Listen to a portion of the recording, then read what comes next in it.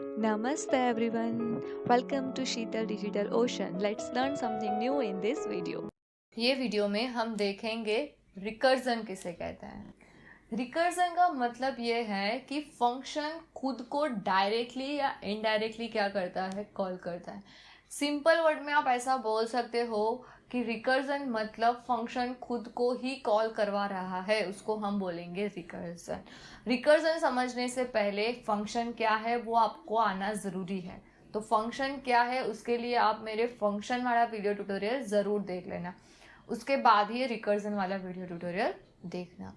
तो रिकर्जन का मतलब क्या है? रिकर्जन मतलब फंक्शन खुद को ही कॉल करवाता रहता है, उसको हम बोलेंगे रिकर्जन।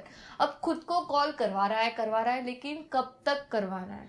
उसको स्टॉप करने के लिए आपको क्या देनी पड़ेगी? एक टर्मिनेशन कंडीशन, कि जहाँ पे आपको ये फंक्शन को पर्टिकुलरली जो कॉल करवाई जा रहा है, खुद को करवाई जा रहा है, उसको स्टॉप करना है। अगर आप वो कंडीशन नहीं दोगे तो क्या होगा? वो इनफाइनाइट लूप के अंदर चला जाएगा, राइट। तो रिकर्जन की डेफिनेशन समझ में आ गई। रिकर्जन का मतलब ही ये होता है कि फंक्शन खुद को डायरेक्टली या इनडायरेक्टली कॉल करवाता है, उसको हम बोलेंगे रिकर्जन। तो रिकर्जन कैसे यूज कर सकते हैं प्रोग्राम के अंदर? तो उसके लिए आपको क्या करना है, मैंने पहले ही बोला कि रिकर्जन में क्या होता है, फंक्शन खुद को ही कॉल करवाता रहता है। सपोज यहाँ पे हमने क्या किया है, एक फंक्शन क्रिएट किया है। फंक्शन कौन सा क्रिएट किया है यहाँ पे? Yes, int. Int that means यहाँ पे उसकी रिटर्न टाइप क्या है? इंटीजर टाइप का वैल्यू वो रिटर्न कर रहा है। यहाँ पे फंक्शन का नाम क्या है? फैक्ट। और यहाँ पे क्या करना है आपको? Int n, right. यहाँ पे क्या करना है आपको? Int N. एन मतलब कि आप यहाँ पे कोई वैल्यू वेरिएबल की पास करवा रहे हो। अभी आप देख रहे हो ये फंक्शन के अंदर ही यहाँ पे ऑलरेडी दिया गया है कि ये फंक्शन यहाँ तक क्या करता रहेगा, यहाँ पे खुद को ही कॉल करवा रहा है। आप देख रहे हो फैक्ट n-1, खुद को ही कॉल करवाया जा रहा है और यहाँ पे कंडीशन दी है ताकि उसको समझ में आए भाई कि अब बस अब रुक जा, अब यहाँ से आपको रिटर्न करने का स्टार्ट करना है। अब इसको कंसेप्ट को हम समझते हैं। सपोज यहाँ पे हमने n की वैल्यू क्या ले ली? 5 ले ली। ओके, यहाँ पे हम n की वैल्यू 5 ले ली। ये प्रोग्राम है फैक्टोरियल का।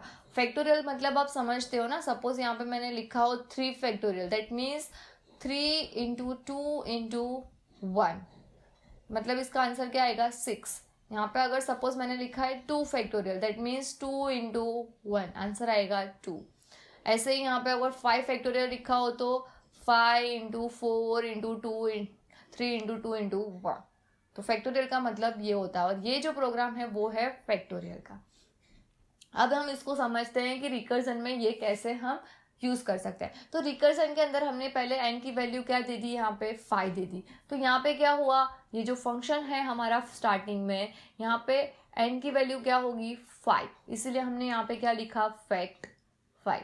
अभी ये फंक्शन के अंदर आया, अभी चेक करेगा 5 इज इक्वल टू 1, नो, कुछ भी नहीं है, तो यहाँ पे नहीं जाएगा, एल्स में जाएगा। तो एल्स में क्या बनेगा? यहाँ पे n इंटू फैक्ट n-1, जबकि n की वैल्यू क्या है? 5। तो यहाँ पे क्या बनेगा? 5 into fact n-1, 5-1 that means 4, इसीलिए यहाँ पे बनेगा 5 इंटू फैक्ट 4। अभी n की वैल्यू क्या हो गई हमारी? 4 हो गई, राइट। तो अभी क्या होगा यहाँ पे? n इंटू फैक्ट n-1 में 4 इंटू फैक्ट 3, राइट। अभी हमारी n की वैल्यू क्या है? 4 है। तो 4 में भी ये कंडीशन क्या रहेगी? फॉल्स रहेगी ये कंडीशन, तो यहाँ पे ही जाएगा। तो अगेन ये इक्वेशन में हम क्या करेंगे? वैल्यू पुट करेंगे। तो अभी क्या है हमारी n की वैल्यू? 4 है, तो 4 into fact n-1 that means 3 हो जाएगा। तो यहाँ पे क्या आ जाएगी? यहाँ पे वैल्यू 4 इंटू फैक्ट 3, और यहाँ पे आंसर, यहाँ पे अब n की वैल्यू क्या हो गई हमारी? 3। तो यहाँ पे 3 इंटू फैक्ट 2, अभी n की वैल्यू क्या होगी? 2। यहाँ पे देख रहे हो ना, n की वैल्यू यहाँ से आएगी, यहाँ पे जो लिखा है वो n की वैल्यू बनेगी ना नेक्स्ट इटरेशन के लिए, तो यहाँ पे 2 बनेगी। तो 2 के लिए क्या होगा? 2 इंटू फैक्ट 1। अब हमारी n की वैल्यू क्या हो गई? 1 हो गई। अब जैसे ही n की वैल्यू 1 हो गई तो यहाँ पे क्या हम करना स्टार्ट करेंगे? यहाँ पे लिखा है रिटर्न, तो यहाँ से अभी रिटर्न वैल्यू हमारी क्या होगी, स्टार्ट होगी। तो यहाँ से रिटर्न वैल्यू स्टार्ट होगी तो फैक्ट 1 में हमको क्या रिटर्न मिलेगा, 1 रिटर्न मिलेगा। तो ये फैक्ट 1 की वैल्यू क्या हो गई हमारी, 1। दैट मीन्स 2 इंटू 1, मतलब ये पूरा जो फंक्शन है उसकी वैल्यू क्या हो गई, 2 हो गई।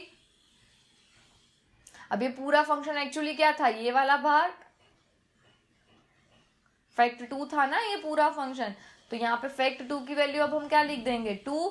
तो यहाँ पे 3 इंटू 2 क्या बन गया, तो ये पूरा फंक्शन क्या बन गया हमारा, 6 बन गया। एक्चुअली ये 6 क्या था, ये फैक्ट 3 था। ओके, तो यहाँ पे 6 सब्स्टिट्यूट कर दिया, 4 इंटू 24 बन गया। सेम ऐसे ही करते जाओ, लास्ट में आपको क्या आंसर मिलेगा, 120।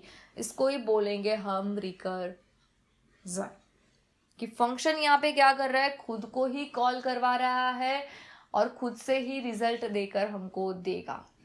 एक बार फिर से ये एग्जाम्पल को समझते हैं हम,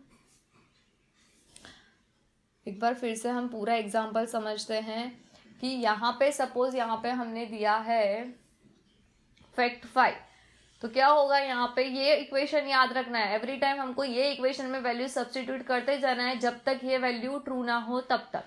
तो फैक्ट 5 है तो इसमें हम रखेंगे तो क्या हो जाएगा, 5 इंटू फैक्ट 4। तो actually fact 5 is equal to ये हुआ। अभी फैक्ट 4 की जगह पे हम क्या लिखेंगे, ये इक्वेशन में 4 इंटू फैक्ट 3। अभी फैक्ट 3 की जगह पे क्या आएगा, 3 इंटू फैक्ट 2। और फैक्ट 2 की जगह पे क्या आएगा, 2 इंटू फैक्ट 1। अभी फैक्ट 1 की वैल्यू रिटर्न करेंगे हम, तो यहाँ पे आप देख सकते हो कंडीशन ट्रू हो गई, 1 1 हो गया। तो रिटर्न क्या करेगा, अभी 1 रिटर्न करेगा। तो फैक्ट 1 ने एक्चुअली कौन सी वैल्यू रिटर्न की, 1। तो 2 इंटू 1 है तो 2 हो गया, राइट। यहाँ पे 2 हो गया, ये पूरी वैल्यू 2 हो गई तो ये यहाँ पे ऊपर जाएगी। यहाँ पे फैक्ट 2 की वैल्यू क्या बन जाएगी, 2। 3 इंटू 2 6, 6 से पूरे की वैल्यू 6 बन जाएगी। अभी ये पूरे की वैल्यू क्या बनेगी, 4 इंटू फैक्ट 3 की वैल्यू क्या थी, 6। तो 4 इंटू 6 कर दोगे 24 बन जाएगी। यहाँ पे 5 इंटू ये 24, तो यहाँ पे टोटल वैल्यू क्या बन जाएगी, 120। इसी तरह आपको आंसर मिल जाएगा रिकर्जन का 125 फैक्टोरियल का। अभी आप सेम स्टेप है ना n इज इक्वल टू 6 के लिए कर देखो। कोई भी प्रॉब्लम आ रही है कमेंट में लिखो कि ma'am n is equal to 6 के लिए हमको कोई प्रॉब्लम आ रही है, मैं हेल्प करूंगी कि आपके डाउट सॉल्व हो सके। लेकिन ये स्टेप लिखना जरूरी है कि n इज इक्वल टू 6 के लिए आप रिकर्जन के ये सारे स्टेप जो मैंने ये ड्रॉ किए हैं, ऐसे स्टेप आप n इज इक्वल टू 6 के लिए लिखो। अभी इस वीडियो को यहाँ पे क्या करोगे, यस यहाँ पे पोस्ट कर दो, फिर आपका आंसर जब हो जाए फिर प्ले करना। तो होप आपने ये लिख दिया होगा n इज इक्वल टू 6 के लिए। सिंपली आपको क्या करना था, यहाँ पे एक स्टेप आपका ऐड हो जाएगा। क्या ऐड होगा वो स्टेप, यहाँ पे 6 इंटू फैक्ट 5 एंड यहाँ पे आ जाएगा फैक्ट 6, राइट। एंड 6 इंटू 1 20 आ जाएगा, राइट। तो 7 इंटू 0 इसका आंसर आ जाएगा। क्लियर। तो आप ऐसे ही स्टेप बनाना, n इज इक्वल टू 10 के लिए भी बनाकर एक बार लिखना, तो आपको ज़्यादा क्लियर होगा ये रिकर्जन क्या है। रिकर्जन का सिंपल मतलब यही होता है कि फंक्शन खुद को ही कॉल कर रहा है। यहाँ पे आप देख सकते हो ये हमने फंक्शन बनाया है, वो फंक्शन खुद को ही कॉल कर रहा है। कहाँ तक कॉल कर रहा है, जब तक ये कंडीशन ट्रू ना हो। जैसे ही ये कंडीशन ट्रू हो जाएगी वो सारे आंसर हमको रिटर्न में देते पास करते करते हमको फाइनल आंसर मिल जाएगा। अभी ये प्रोग्राम हम रन कर देखते हैं। रन करने के लिए हम आ जाते हैं हमारे यहाँ पे VS कोड के अंदर। यहाँ पे हम पहले लिख देते हैं मेन फंक्शन, यहाँ पे has include std h। Okay, अभी यहाँ पे मैं क्या करती हूँ, इंटीजर वैल्यू लेती हूँ, एक integer n, printf, enter the value of n, scanf %d and यहाँ पे n। ओके, अभी यहाँ पे हम क्या करेंगे, यहाँ पे हम एक वेरिएबल लेते हैं रिजल्ट इज इक्वल टू, हम एक फंक्शन बनाते हैं फैक्टोरियल नाम का, ओके, उसमें ये n को पास करवाएंगे। अभी यहाँ पे हम करेंगे प्रिंट एफ में फैक्टोरियल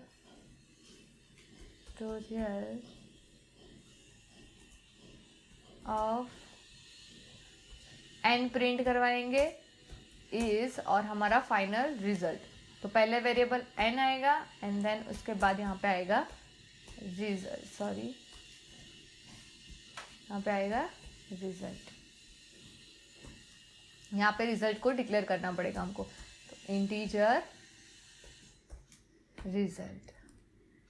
ओके, ये हो गया। अब हमको क्या करना पड़ेगा, यहाँ पे फंक्शन कॉल तो हो गया बट फंक्शन डिफाइन हमने नहीं किया है, तो यहाँ पे हम क्या करेंगे, फंक्शन डिफाइन, फैक्ट नाम का फंक्शन है, यहाँ पे हमने फंक्शन डिफाइन किया फैक्ट इंटीजर n। अब यहाँ पे हम लॉजिक लिखेंगे, लॉजिक में हम क्या लिखेंगे, एक इंटीजर आंसर लिखते हैं। यहाँ पे इफ कंडीशन में हमारा था n इज इक्वल टू अगर 1 है सपोज, तो हम क्या करेंगे, रिटर्न 1, राइट। अदरवाइज क्या करना है हमको, answer is equal to n into function को खुद को कॉल करवाना है n-1 कर, और यहाँ पे आएगा return answer. Okay, got it, समझ में आया आपको। ये हमारी क्या हो गई, डेफिनेशन हो गई। अब डिक्लेरेशन करना पड़ेगा, तो डिक्लेरेशन यहाँ पे आएगा integer fact and integer a. अब हम क्या करते हैं, इस प्रोग्राम को रन करते हैं। रन करने से पहले मैं हमारे आउटपुट वाले को क्लियर कर देती हूँ। अब इसको हम रन करते हैं। यहाँ पे वैल्यू दी मैंने 3, अब देख सकते हो फैक्टोरियल ऑफ 3 इज 6, मतलब 3 इंटू 2 इंटू 1, तो उसका आंसर क्या आएगा 6। अभी एक और बार हम इसको रन करते हैं और यहाँ पे मैं वैल्यू देती हूँ 5, तो 120 आया। एक और बार रन करते हैं, यहाँ पे वैल्यू देती हूँ 6, तो 720। तो ये हो गया हमारा फैक्टोरियल का प्रोग्राम यूजिंग रिकर्जन। होप आपको रिकर्जन समझ में आया होगा कि रिकर्जन का मतलब यही होता है कि फंक्शन खुद को ही कॉल कर रहा है। कब तक कॉल करेगा, पर्टिकुलर स्पेसिफिक कंडीशन तक, और उस कंडीशन को हम क्या बोलेंगे, टर्मिनेशन कंडीशन। अगर वो कंडीशन नहीं है तो क्या होगा, जो भी लूप कॉलिंग है वो इनफाइनाइट लूपिंग में चला जाएगा। तो ये जो स्टेप्स हैं वो इम्पॉर्टेंट स्टेप है। ये स्टेप आप समझ गए तो रिकर्जन का कंसेप्ट आपको समझ में आ जाएगा। तो आपको मैंने बोला n=10 के लिए ये स्टेप ज़रूर लिखना, तो आपको ज़्यादा समझ में आएगा कि ये स्टेप हम कैसे कर सकते हैं। और ये जो फैक्टोरियल का प्रोग्राम है, ये फैक्टोरियल का प्रोग्राम भी आप एक बार रन कर ज़रूर देखना। यहाँ पे आप देख सकते हो हमने फंक्शन ये है फैक्ट, उसके अंदर ही हमको फैक्ट ने कॉल करवाया, इसको इसीलिए हम इसको बोलेंगे रिकर्जन। अगर आपको कोई भी डाउट है रिकर्जन के अंदर, आप कमेंट में लिख सकते हो, हम आपके सारे डाउट सॉल्व करने में आपकी हेल्प ज़रूर करेंगे। Thank you for watching this video. See you guys in the next video.